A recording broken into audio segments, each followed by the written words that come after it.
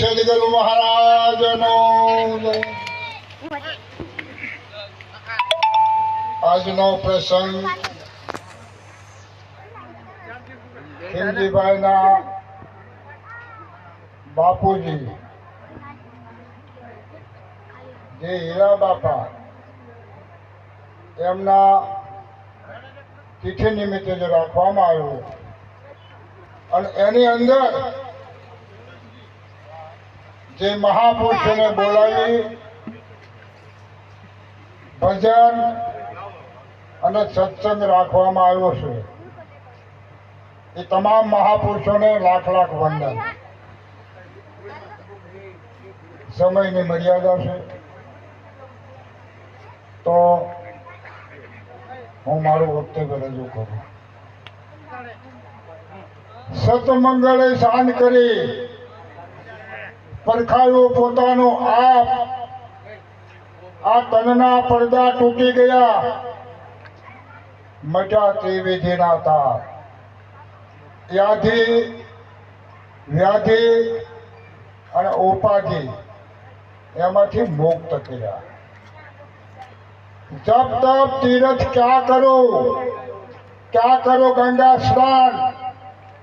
અરે મંદિર મસ્જિદ ક્યાં કરો જહાં નહીં તેરા મુકામ. તો આયા તમામ મહાપુરુષો પધારેલા છે, બધાને આપણે સાંભળવા છે. પણ ટૂંકમાં હું એક વાત કરી રહ્યો છું એવી કે મનુષ્ય જન્મ ફરીને મળશે કે નહીં મળે એ કોઈને ખબર નથી, અને મળ્યો હોય એવો કોઈ પુરાવો આપ્યો નથી.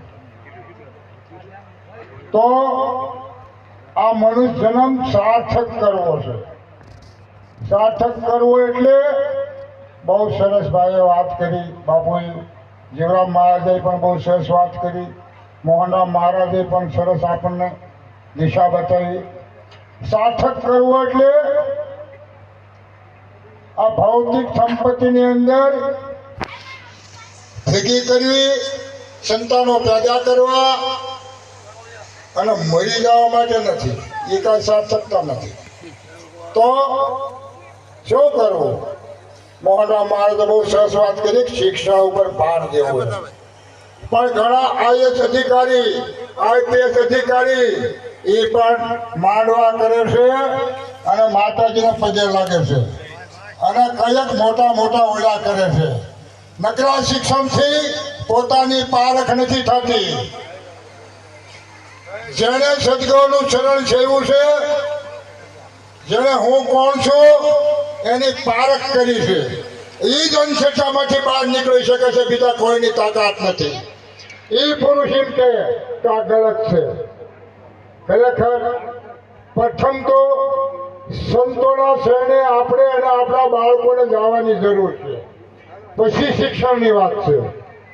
જે હરિગુરુ સંતોના શરણે ગયા છે, જેને સર્વસ્વ અર્પણ કર્યું છે અને પોતાની પારખ કરી છે, એ નિર્ભય બન્યા છે. અને એ અંધશ્રદ્ધામાંથી, પાખંડવાદમાંથી બહાર નીકળ્યા છે. બાકી કોઈ બહાર નીકળ્યા નથી. વડાપ્રધાન રહ્યા ને એ આરતી ઉતારે. એટલે ખરેખર સંતોના શરણે જવાની જરૂર છે. સંત કોને કહેવાય? બહુ ભાઈ સરસ વાત કરી.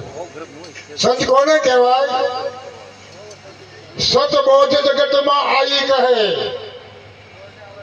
આ સૃષ્ટિની અંદર, સમાજની અંદર આવી સત્ય શું છે અને અસત્ય શું છે એની દિશા બતાવે. સતબોધ જગતમાં આવી કહે, સત માર્ગ को दिखलाई કહે. सत्कर्म करे और शुभ रहे. जिज्ञासु के घट में ज्ञान भरे जो आनंद संत फकीर करे. आमा भाई क्या बीजू आयु? आने संत कहेवाय. आ कोई हठधाईनी વાત નથી, કોઈ મઠધાઈની વાત નથી, કોઈ ગાદીપતિની વાત નથી.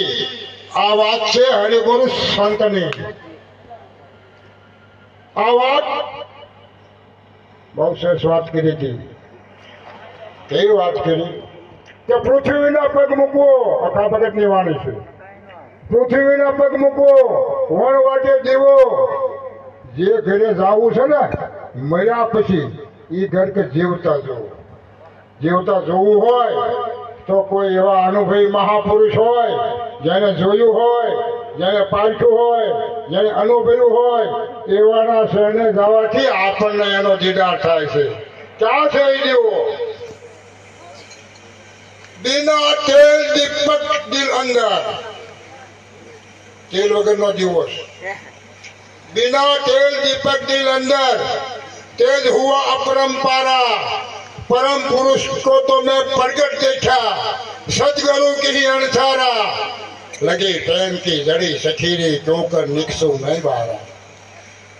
परिब्रह्म परमात्मा આ વિશ્વમાં ગોતવા જશો તો નહીં મળે.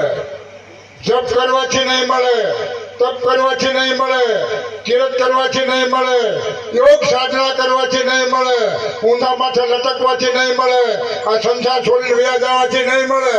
અરે આત્મહત્યા કરો તોય ન મળે, શાંતિ મળે. પરમાત્માને પામવું છે, પોતાની પારખ કરવી છે, તો શું કરવાથી મળે? શું કરવાથી મળે? કોઈ જવાબ આપો. શું કરવાથી મળે? મોટો પ્રશ્ન. જપ કરવાથી નહીં મળે, તપ કરવાથી. હવે મોહન મહારાજ મને કે ઘણી વાર તમે આ શબ્દ વાપરો, આજ ફરીને વાપરો. તમારે મને ઓળખવો હોય તો શું કરવું પડે? તપ કરો તો ઓળખાવ. મર્યાદા પૂરી થઈ મારે, મર્યાદા પૂરી થઈ.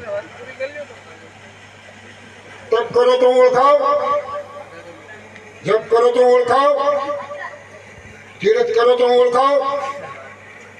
તમારે મને ઓળખવો શું કરવું પડે? યોગ સાધના કરો તો ઓળખાવ, આ સંસાર છોડીને લઈ જાઓ તો ઓળખાવ. તો શું કરવું ઓળખવા માટે? કોક જવાબ આપો. શું કરવું? શાંતિ રાખો માતાઓ. જે મને ઓળખતો હોય એને મળવાથી મારી ઓળખ થાય. એમ જે પરિબ્રહ્મ પરમાત્માને ઓળખતો હોય, જેને પોતાની પારખ કરી હોય, એના શરણે જવાથી આપણી ઓળખ થાય. જ્યારે આપણી ઓળખ થાય ત્યારે બધું તમામ જે વિટમણા છે ને એ આપમેળે નીકળી જાય, કાઢવી ન પડે. એને જપ મટી જાય, તપ મટી જાય, તીરથ મટી જાય, બધું મટી જાય, એ આપમેળે મટી જાય. પણ જ્યારે સત્યની પારખ થાય ત્યારે સમયની મર્યાદા છે. બોલું થવાનું તે બોલીશ, પણ આજે બધાયેલા મહાપુરુષો આપણે બીજી વારે સાંભળશું. અને અત્યારે સ્ટેજ પર પધારેલા ગુરુ પ્રકાશ બાપા, જે આજે ગુજરાત આખામાં જેનું નામ ગુંજે છે અને જેમણે જે પુસ્તકની રચના કરી છે એની અંદર કેવું હેડિંગ આપ્યું છે તમે જોવો તો ખરા. કે જેને તું ગોતે તે પોતે તું છે.